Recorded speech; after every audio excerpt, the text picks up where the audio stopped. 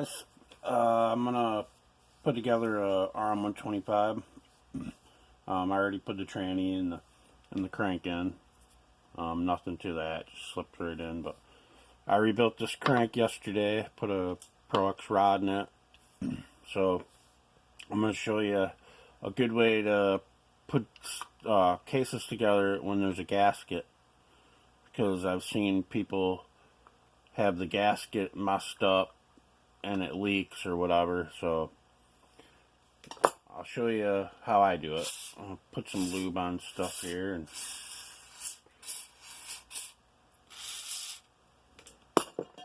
we'll get to it. I already lubed all the bearings in there. So I got all the seals, and I like to put my seals in before. Some people put them in afterwards. Doesn't really matter, but whatever you want to do. I remember this one really tight.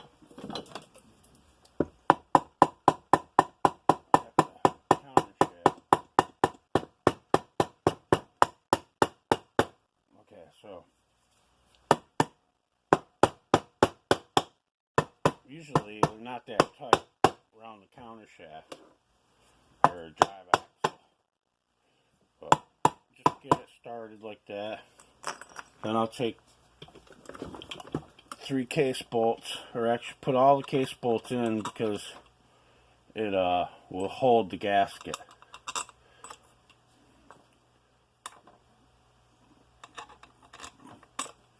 That's the trick.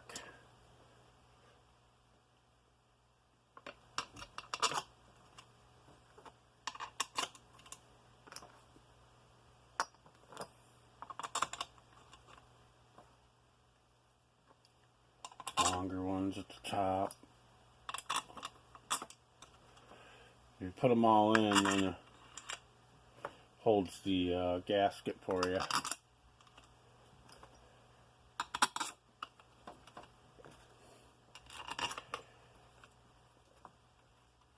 Get them all started. So I have my thing on low. I'll try to tip it this way so you can see a little bit. And just I only use like ones around the crank, but this one, since the train. Alright, hold on, I gotta get this off these blocks. Can't see nothing. Plus, a little too high for me in my wheelchair, man. Whew. Need my bench a little bit shorter. But it's good to, here, I'm gonna put that down. I'll do it by hand. This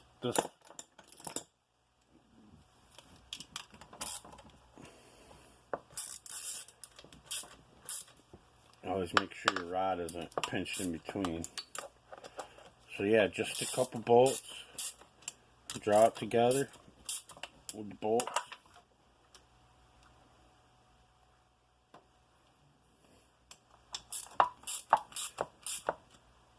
Usually you don't have to do anything with the back ones.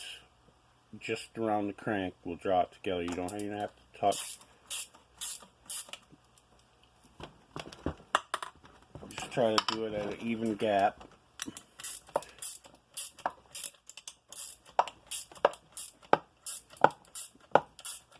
You'll hear it snapping and crackling, but once you get close, see, this is what I wanted to really show you guys. The gasket. Alright, we're close there. So, I'll switch hands and push down on the gasket.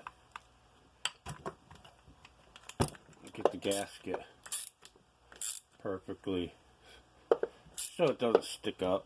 There. Looks better. Yeah, so that's that. I mean, it's pretty much this impact has a low setting.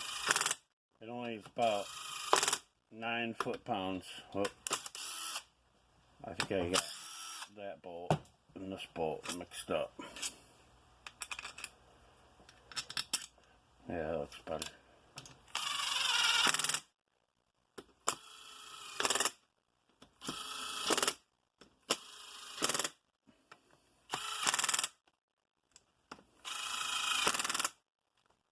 Yeah, so, and then I'll go around, tighten them by hand. I always do around the crank first.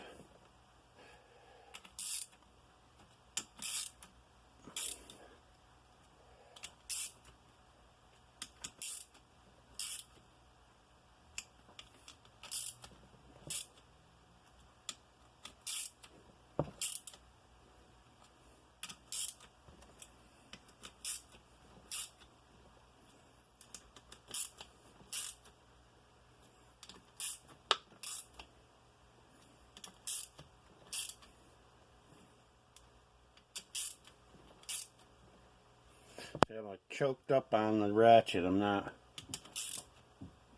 just for a good feel. I mean, you want them tight, but you don't want to strip them or snap them. Just go around, check them all one more time.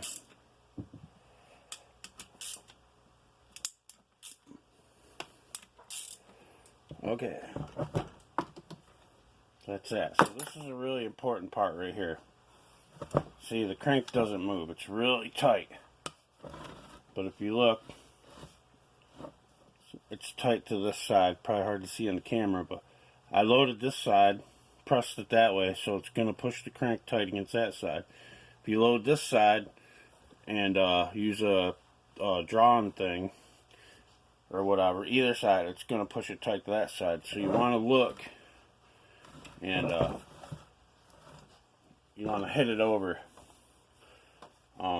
This is what I do. Take the primary bolt, flip it over, just screw it in,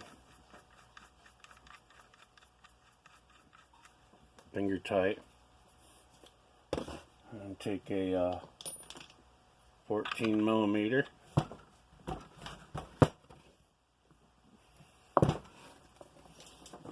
Hammer.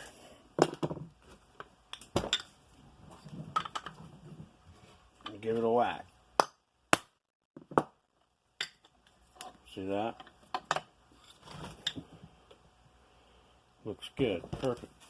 Just that one little whack is all it took. Smooth as butter. But yeah, you gotta make sure you do that. That's very important. Then just screw that back out. That's how I've always done it for 20 some years. So yeah, that's